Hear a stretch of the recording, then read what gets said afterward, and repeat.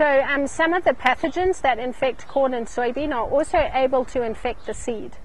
And when they infect the seed, they can then cause problems when that seed is planted the following growing season. For example, seedling diseases or damping off. So there are a number of different seed-borne pathogens, but right now seed companies reduce that risk greatly by conditioning the seed. And so a grower doesn't really need to worry too much about seed-borne pathogens in his crop. In some years, for example, a couple of years ago, there was a problem with phomopsis in soybean seed.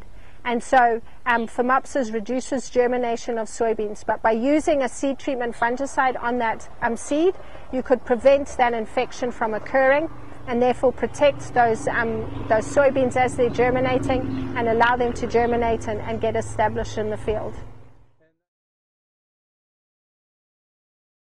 The fact that it's seed-borne, research has shown that seed infection can result in ear infection and stalk infection. So if we can stop the infection occurring from the seed, then we can reduce the risks of stalk rot and ear rot.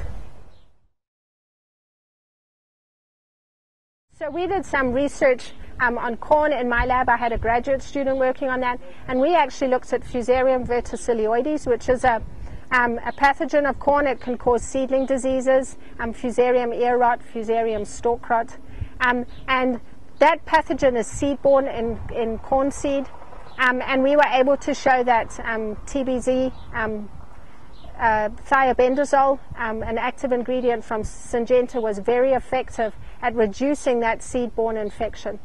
So this was internal infection, and the fungicide was systemic enough that it was absorbed into the seed and throughout the seedling and protected it from that infection.